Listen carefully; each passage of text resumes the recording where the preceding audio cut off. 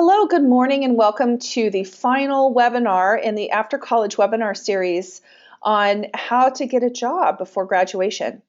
My name is Stephanie Peterson. I'm the head of marketing at After College, and our speaker today, Courtney, I will introduce her in a second, but before we get going, I just wanted to let you know that we will be recording the webinar today. And we've also recorded all of the past webinars, so if you missed some of those or you want to go back and watch them again, they're all on our YouTube channel, which is youtube.com/aftercollegemedia. So our topic today for this final webinar, before we go off for Thanksgiving holiday, is about salary and benefits and how to benchmark what a good salary is and then how to negotiate, which is, probably an overwhelming topic for a lot of you if you're going for your first job, but it is possible to negotiate. And so Courtney's going to talk a little bit about that. So let me go ahead and introduce Courtney. She is the head of Fundamentum, which is a coaching and a career advising company. Her mission is to transform people into protagonists in their lives and their careers. She has degrees from the University of Texas at Austin, Harvard Graduate School of Education, and Mills College. After extensive experience as an administrator and professor in higher education, she founded Fundamentum, a coaching service that teaches you the skills you need to take control of your career and find your fit. So Courtney, before you take it away, I just have one more comment, which is if you guys want to ask questions, feel free to go to your GoToWebinar control panel and type questions in, and Courtney will take your questions at the end of her presentation. Thank you so much. Courtney, it's all yours. Great. Thanks so much, Steph. I am very excited to talk to you about negotiation because I think, as Stephanie said, it is something, particularly for recent college graduates, that can feel very daunting and very scary. And, there's a good reason for that because there is, this is probably the first time you have negotiated, particularly for a salary, and the person on the other side of the table has done this regularly, right? But the fear around that is really about the asymmetrical information, right? Like they know what they want to pay and they know what the scale is and you don't. But what I'm going to help talk to you about today is how you can get more information, be better prepared, and then use that preparation to be more confident in what you're asking for. So what we're going to talk about today is why, when, and what you can negotiate. How to benchmark, and then go through a couple of negotiation scenarios and sort of tell you some secrets of how to get through it. And then, of course, I will take your questions. So, the goal here is to research and develop safe negotiation moves for once you've received offers. So why should you negotiate? And this is a pretty basic slide. There are three major reasons. Negotiating, even a small percentage increase, will have a multiplying effect over time. So you're increasing your compensation for this year, but you're going to also increase your compensation for any raise that you get and for moving into other positions, what your last salary was. It gives you an opportunity to broker a deal that works for everyone, so you'll be happier, and of course you want your employer to be happy too. You get to do this joint problem-solving activity together. And then number three, they expect you to negotiate. If you don't, you are leaving money on the table. So when should you negotiate? You want to negotiate after you've been offered the position and they've given you some information about compensation, but before you accept or decline the position. So you should wait for a verbal offer, but you do not have to wait for an official offer letter. In fact, sometimes it can slow down negotiation if you already have an official offer letter. You want to make sure that by the time you're getting an official offer letter, it's got the amount that you want to be making, if possible. You can still negotiate once you have an official offer letter, but it's much easier to negotiate from a verbal standpoint. And you want to be ready with your salary range during the later interviews. This is not something that usually comes up during a phone screen, but once you're on their campus or meeting in person, you want to know what your range is so that you're not caught off guard by being asked in an interview. And after you accept the offer, it is too late to negotiate. You have no leverage anymore. So this is really key that there's this lovely little window where you can really move things, and you want to pay attention to that. So what can you negotiate? Often when people talk about negotiation, they do it in terms of salary. And base pay is just the beginning of what you can negotiate. So I have a list here, looking at the resource from salary.com with a number of things, right? Anything from a signing bonus, which is often one of the easiest things that they can do because it doesn't affect, right, base pay. It doesn't get multiplied over years. Stock options, if it's a startup or a publicly traded company, a bonus, and those still all have to do with money, but there are things that don't have to do with money around what your title is, or if you really care about flexibility and being able to work from home, or having access to certain benefits. Those are all things that you can negotiate and that you can put in to the conversation with your hiring manager as you make this decision. So thinking about benchmarking, this is really the most important piece of negotiation. Your goal is to really research as much and have as much confidence about your numbers as possible. And you have to do that by preparing long before the offer is received, right? This is something that you want to start doing as you're researching companies to start understanding what possible salary ranges might be and what other benefits and compensation that they offer to their employees. So again, there are lots of great places to go get this information. Most companies, right, don't publish salary data, but if you are moving into the public sector, it is published, so you can certainly go and find what folks in government are making, as that is public information. But in the private sector, we do have a lot more resources now than we used to, right? Glassdoor.com, salary.com, those are great places. And if your college or university has access to other resources, you can often get really good ranges. I know NACE, which many of your career centers will have access to, produces salary data as well. But a couple of places that often get overlooked are your networking contacts. So anyone that you are connected with, that you've had conversations with, those are great people to talk with and ask about their salary ranges, or what you don't necessarily, and this is what's great about being a recent college grad, is you don't have to ask them what they are making. You want to ask them what recent college grads should be making. And then your recent alumni, your friends that graduated a couple of years ahead of you, you do want to understand more what they're making, but you can ask it in such a way that it's not, a question that will cause offense, right? Going up into asking someone saying like, hey, what do you make? Is a very different thing from saying, I've done some research, this is what I'm thinking about as a range. Do you think that is within the normal range, or am I, are my expectations too low or too high, right? So they don't have to tell you, oh, I make, exactly this amount of money, but they can give you a lot of great information and help you sort of triangulate where that sweet spot is and what you should be expecting to make. So then you have to do some hard work on reflecting, what is it that you're expecting? So again, you want to have, you want to get clear with yourself about what you want. So what would you desire around salary and other money compensation? What do you need? So what do you really have to get to be able to accept an offer?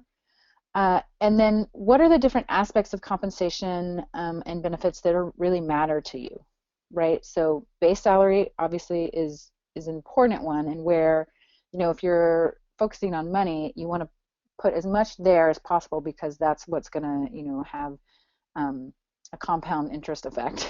But bonus can be a big deal, particularly for some industries where a lot of compensation is structured around that.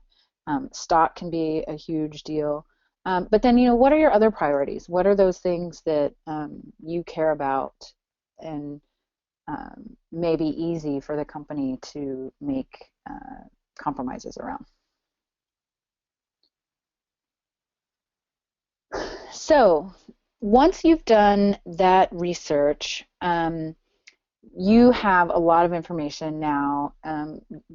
You don't have perfect information, right? You don't have a public printout of probably what everyone, all their recent hires are making, but you can be much more confident going in that you have a sense of what is reasonable. And I want to talk a little bit, before I go into some of the scenarios, I want to talk about a mindset that we really encourage folks and work with folks at Fundamentum to have going into a negotiation where it is not you versus them. And if you set it up like that, no one's going to walk away from it in a good place. Your mindset really needs to be that you're both on the same team, right? They want you to work for them. You want to work for them. So what you're trying to do as a team is to figure out how to solve a problem. It's sort of your first problem-solving opportunity. And you can learn a lot about how you want to work with people, how what is going to work well by doing that and having a mindset of saying, hey, I'm not trying to take from you, so I get a bigger piece of the pie. Let's expand the pie so we all get what we need. So in scenario number one, right, your offer is below what you need. It's below what you've decided is acceptable for your in order for you to take the job. So what's going to happen here is, before you sort of go into saying that's a ridiculous number, you want to understand the entire offer, right? You want to talk about all of those aspects that we talked about, salary, bonus structure, signing bonus, stock options, what's the vacation package look like? Anything that is important to you should be spelled out, and you can sort of ask them, tell me what this offer means in total. Then once you understand what the whole offer is, you want to understand their rationale. Why are they offering you this particular package? And you can ask questions, excuse me, you can ask questions such as, help me understand how you got there. Again, making this a problem-solving piece, and let them know, like, I want to work here. Once they give you some more rationale around that, you can sort of let them know, I really want to work here, but this number doesn't work for me. And then you want to explain your rationale. So why doesn't that number work for you? And here's where your data really matters. You want to have information to back up what you're claiming. You can sort of say, here are the comps that I found, here are the comparable salaries, and explain why you think you're worth more than their existing number. So, that might be that you have, great internship experience. It might be that you have, you can really tell you're going to be a great fit. That you've already done similar work somewhere else. Those are all reasons that you want to highlight, and sort of saying, this is why I don't think that this number is a fit for what you're offering me. And then there will be some back and forth. So their next move is probably going to be to really understand what you need. Where do you need to get to? And you want to give a range that's slightly higher than your low number. You don't want to say, well, I need, your high number, right? If they haven't even met your low number. But you want to be able to know that if you take this offer, you're gonna feel good. So you can sort of say something, I was expecting something in the X to Y range, like whatever that is, that's higher than your bottom number.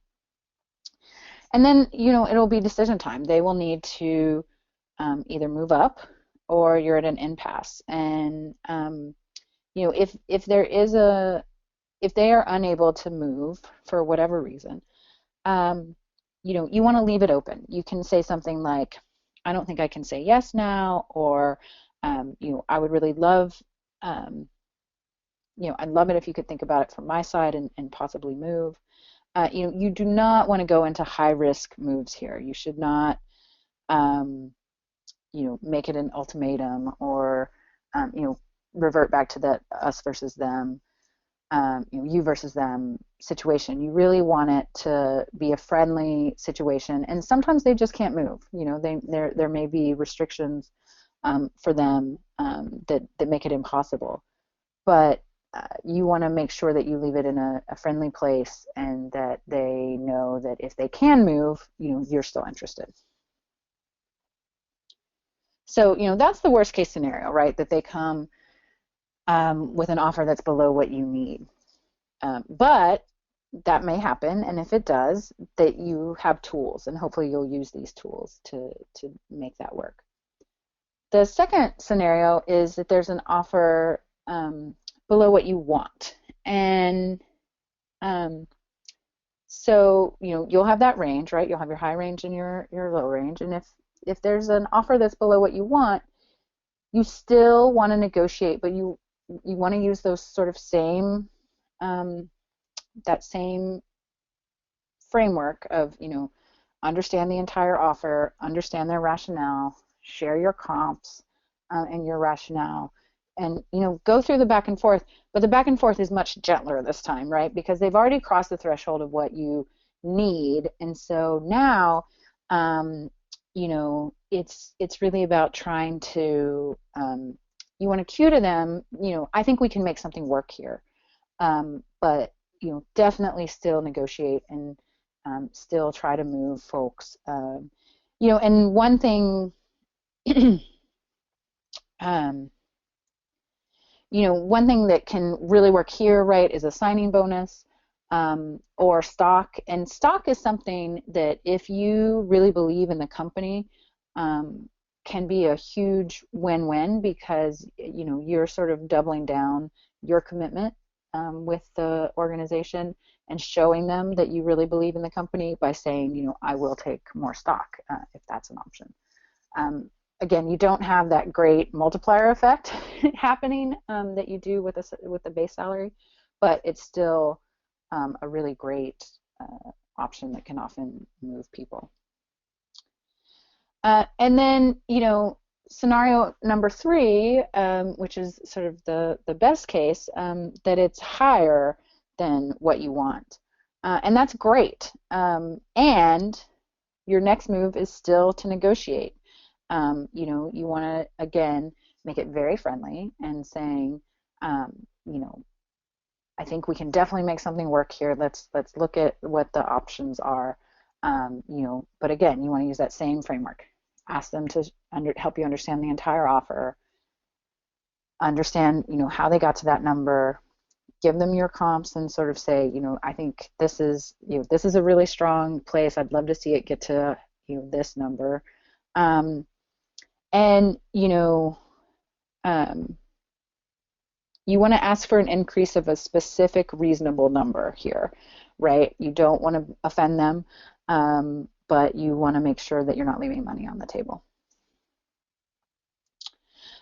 So those are the kind of big picture, and we spend a lot of time on negotiation, and of course every instance is unique. So there are lots of ways to talk about this. So I want to make sure I make some time for your questions so that I can answer them and help you all figure out what will work. Okay, great. So are you ready for questions? Yes. Okay, great. Let's see. So we do have a few questions here. Well, I think you've already answered the first question, but it wouldn't be a bad idea to reiterate. So the question is, when I'm negotiating salary, should I ask for more money than what I want and then negotiate down? Yeah, so again, it's about a range, right? And so it depends on where they are. And if they So one thing that all my scenarios sort of say that you will have information about what they want before you give your information. I should say sometimes, right, and that's why you want to be prepared. They will say, well, what do you need, or what are your expectations? Um, in that case, you do want to give a slightly higher number than what you would accept. Um, you know, the goal, right, is that you don't have to negotiate down, but that you can sort of say, widen the pie on other things in exchange for moving that number down slightly. But you know, if they haven't given you any information about what their range is, you want to give them something on the high range of what your expectations are. But again, that's where the benchmarking is really important, because you want to make sure that you're not totally out of line. Okay. Another question, and this actually has come up in other webinars that we've done, is at what point should I really start asking them about salary? Is it okay? I've had people ask me actually on other webinars, can you ask about salary like in the very beginning of the interview process? Or is it more appropriate to wait until you actually get to the stage where they're offering you the job? I think I think that it depends on your situation, right? If you've got multiple offers to continue on in the process, um, and a finite amount of time to do in-person interviews, this might be a way that you want to narrow down your your choices by talking about salary earlier. I want to caution you against that, because we really encourage you to get as many options and offers as possible, because the best leverage you have is another offer, because that is in some ways perfect information. What their competitors are offering, and so my I think from an employer's point of view, they want people who are very excited about the opportunity, the industry, the role, and that um, that salary is kind of the last piece that or compensation is in general is the last piece that you discuss. So if you come in and try to talk about that earlier, it can be a jarring experience for the employer. But it can it can work if you're trying to narrow down your choices. That's the only reason that I would do it earlier. I think that if you this is a great place to to have a lot of misinformation and miscommunication in discussing salary, and so especially if you try to bump it up earlier than they're expecting.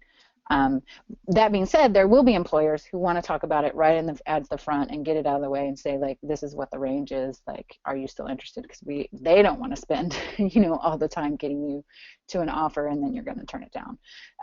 So I think it's one of those things where I always encourage people to be prepared, from very early on in the process around what they think is a good range for this role. And then, because you never know when the employer is going to bring it up, and I encourage people to wait, again, unless they need to use it for other filtering purposes. Okay, great. So if I have an offer or offers from other companies, should I share the actual amount of salary and other things like stock or whatever that they're offering me? Or, should I just say that I have another offer that's better or worse? Like, I don't know if I should share the actual numbers. I think that you want to always talk about other offers in ranges, right? And so if you only have one other offer, you can still talk about other offers and with a set of a range of what's available in them. And I think that creates fairness to the employer who's giving you the offer, that their information isn't getting shopped around, and that it allows you to sort of continue to talk in ranges with the person that you're trying to move. Okay. Um, so what if I'm still waiting for another company to give me an offer, right? So I guess I'm assuming that the situation here is this person has been interviewing with multiple companies sort of simultaneously, and they're expecting. I guess, is it okay to wait?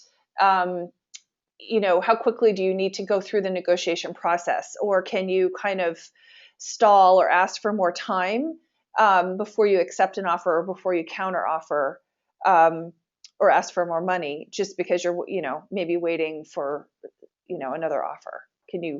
How do you do that? Right. Yeah. So you can definitely there are tactics to slow people down and to speed people up. So slowing people down might be, if you've received an offer but you're waiting for another offer, uh, you might say, I'm really interested. Thanks so much for the offer. I would love to come in. I have a few more questions. I'd love to come in next week and chat with you about them. Um, and set up a time, late next week to go in and have that conversation to buy yourself another week, right? Trying to buy yourself more than a week or two gets tricky.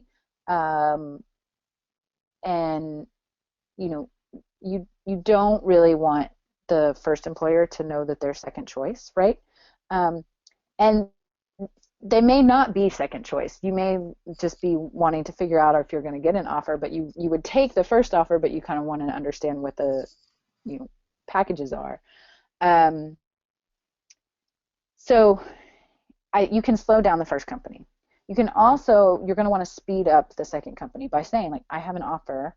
Um, you know, I'm interested in understanding where we are in the process, and if we're able to to get to an offer um, you know, quickly. Um, and they will probably, depending on where they are in the process, right? If you're towards the end of the process, then they can usually speed up. Um, and if they aren't, or if they're not willing to speed up, that gives you a lot of information too, right? That you should probably take the first offer, because if they're not willing to speed up for you, you're not that high on their list. Mm-hmm. Unless they, give you a legitimate reason, saying like, hey, here's the deal, the hiring manager's on vacation for 2 weeks. We can't speed up any faster. We really like you, but we understand if you need to take the other offer. So this is where it can get really tricky, but there are tactics, and we do a lot of coaching around this, and sort of hold people's hands through it, because it can feel really scary. But the goal is, right, to get more information, to be as honest as you can about where you are in the situation, and um, to do safe moves, right? Not anything that's going to blow up a deal. Okay, great. So we have one last question, and then I think we'll be out of time. The last one is it best to negotiate like in person when I'm, physically with the recruiter, or is it better to do this over email or on the phone? I mean, what is the best medium, I guess, to use? Right. Thanks for that question. That's actually a great question, something that I should make clear. The best way to do this is in person. You absolutely want to be um, in person, or as close to in person as you possibly can, because you remember that each other are human. It's so much easier to say, to stay in that same team mindset when you are either in person together, or on Skype, seeing each other at the very least on the phone with each other. You do not want to negotiate in email. You want to do almost nothing that requires any kind of interpersonal connection via email, because it's so easy to misconstrue. and information to be taken incorrectly, it will be impossible to negotiate well in an email because again, think about the steps, right? Understand their rationale. There's a big difference between asking, can you help me understand how you got here? And hearing that intonation, that real curiosity, and like I'm really trying to learn and understand how you're thinking about my compensation, versus like reading that in an email, like how did you arrive at this decision, right? Like the intent behind that statement can be so misconstrued and taken so differently. So um, email is not your friend in this regard, and as close to in person or a simulation of in person as you possibly can get. Great, thank you. So did you have any last comments for anybody before we wrap up? Yeah, so thanks again today for participating. Again, we appreciate working with After College. If you complete your After College profile, you get a free consultation with me that you can sign up for at fundamentum.com. You can email me at hello@fundamentum.com with any questions. And all After College webinar participants get a 10% off of our coaching program. And I would love to work with you and help you negotiate a great compensation package. Great, thank you. That's a generous offer.